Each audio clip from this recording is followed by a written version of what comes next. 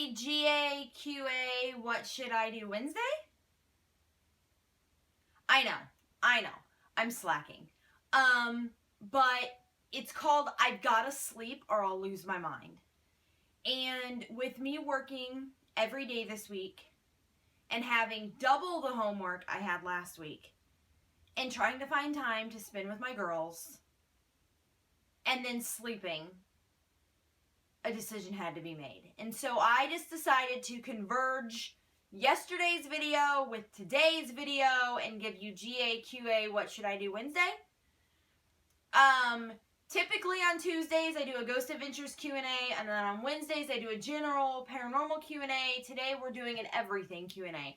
I have a list of your questions that you've asked me from the last couple of days. I've converged them into one list to give you GA, QA, What Should I Do Wednesday? Okay? And I have to be at work in like an hour and a half, so we are going to get started. Okay, thanks. Bye! Our first question was, Poveglia was on the market not too long ago. Do you think Zach would have bought it had he had the opportunity? Probably not, considering it possessed him. I don't think that he's in the market for things that possess him. I realize that he bought the demon house and stuff, but we don't know exactly what's happened at the demon house, to him specifically. We know what's happened to him at Poveglia. I really don't think that that's on his bucket list. I don't even think he wants to ever go back, much less own it. I know that it was on the market. I know that they were talking about making it some sort of a resort. I just don't see how you can do that. It's such a dark place. It had so much death. I mean, the ground is not even made of dirt. It's made of ashes, of people's human remains that have just disintegrated into the ground over hundreds of years. It's not okay.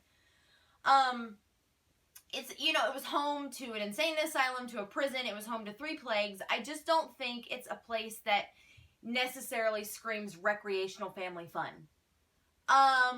So I don't think that he would have bought it had he had the opportunity. I don't think anybody should buy it had they have the opportunity. I think that it's just not a place that needs to be part of anybody's, property list. I think that it just needs to kind of sit and be kind of that, that thing in the mist. You don't really talk about it. You don't really go to it. You don't really do anything with it. I think it's just a place that needs to be left alone. I mean, I'm all down for exploring it and investigating it. Don't get me wrong, but it's not a place that I would own or keep close to me at all. And I don't think Zach would either. Our next question is, how can I reach the GAC if I have evidence to present to them that I've seen in a GA episode? I don't have the direct contact information. The best thing I could do would be just to go to their website and see if there's a contact link somehow to contact their publishers or managers, something like that. People have asked this before. I mean, you can always try to hit them up on Twitter or Facebook. You're probably not going to get seen just because there's a lot that goes on. Excuse me. But you can always go to their website and try to post information that way or contact information that way. Once in a while, the guys will answer that and let you know how that you can directly contact them to present evidence. But your first and safest bet is to either 1, go through the Travel Channel, or 2, go through their actual Ghost Adventures website. Our next question is, how can you tell if you are dealing with a child spirit or something more sinister? It's a really fine line.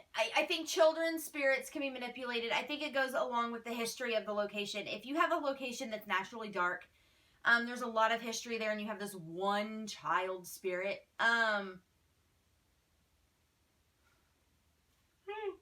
Excuse me. Chances are you're not necessarily dealing with a child spirit. Now, if you are at a location where there's no dark history, but there's tons of child spirits or child energy, then I think that maybe it's a safe bet that you are dealing with some sort of a childlike spirit. It's just gonna basically depend on the location, the history of the location, what you've kind of got going on there. Like I said, you got one child spirit in a room full of dark, sinister energy, not so much. You have no sinister energy or one dark spirit and 50 child spirits, then it's a little more probable. It's just a really fine line. Children can be manipulated so easily, and so I think it's going to depend very much on how the location is, what the history is, and kind of what is been experienced there before. It's just a really fine line. It's really, really hard. But child spirits do exist. They're rare. I think that children, are the most innocent thing on earth, and I think that the fact of them being left behind is kind of hard to fathom. So it's easier for us to say it's not a child spirit, but it can be. So it just depends on the location, and kind of the history of it and what you're dealing with there. Moving on, our next question is, has anyone ever documented spirits communicating with each other? Yes, the GAC has. There's been EVPs where you can kind of hear one kind of talking to another and a voice kind of talking to another voice, and it seems like they're interacting with each other. Whether they are or not, I don't know. But we've captured those EVPs where two spirits have kind of seemed to be talking.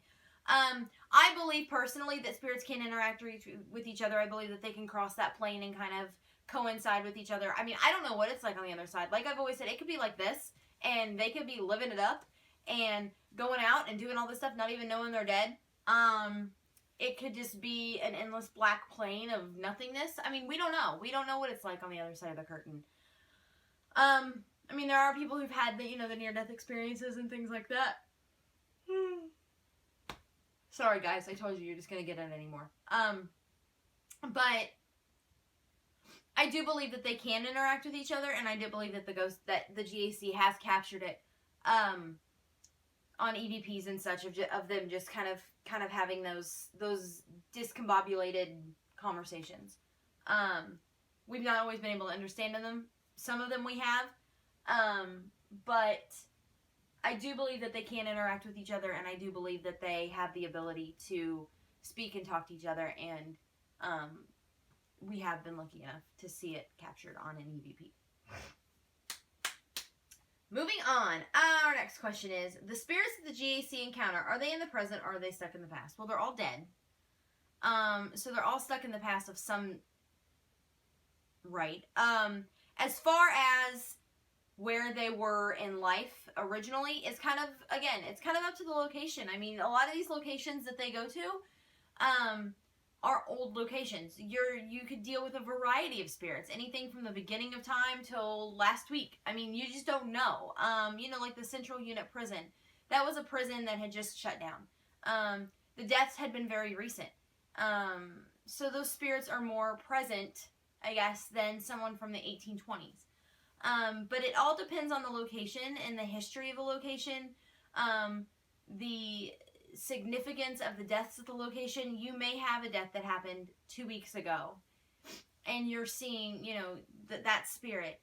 You think of like Melissa Golka, who passed away she just passed away in the early the mid 2000s. That's a recent time period. But we know that her spirit is very much here and very much present in this realm. So it just depends. I think that a lot of times I think they're older spirits. They're spirits of the past, past decades, past centuries, whatever. But they have encountered recent spirits, and I think it just depends on the location and what they're doing, as to what they encounter. Moving on, our final question today is, when things are thrown around and your dreams are of the things that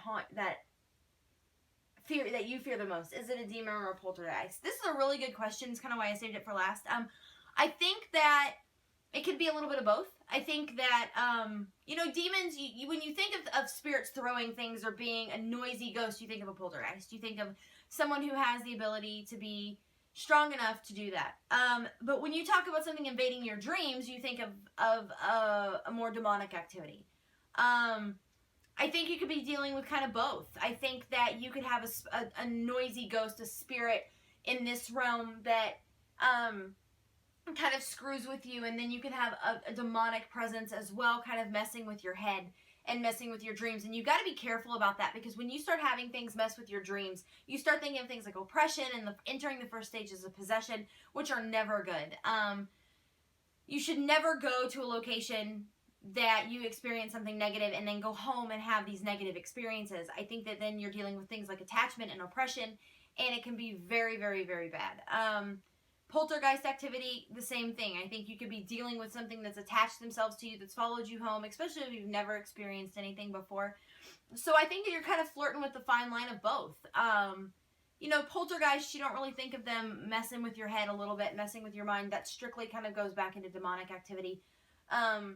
So I think that you've just got to be aware of what's going on in your own home, aware of what's going on in your own life, and take control of it, take charge of it. If you have someone, you know, or something throwing things around in your house, but you're not having the dreamlike activity, just cleanse your home. Try to rid yourself of the attachment. Try to rid yourself of the paranormal activity. If you have all of this going on, you really need to kind of center yourself and think about what's going on. Maybe cleanse yourself, cleanse your home. Try to get rid of whatever's maybe attached themselves to you, and hopefully it will all cease. But as far as whether it's a demon or a poltergeist, if you've got stuff being thrown, you think automatically of a poltergeist or a poltergeist activity. And then when you have something kind of invading your dreams and invading your mind, you think of a little bit more something a little bit more sinister. So it's kind of flirting on the fine line of both.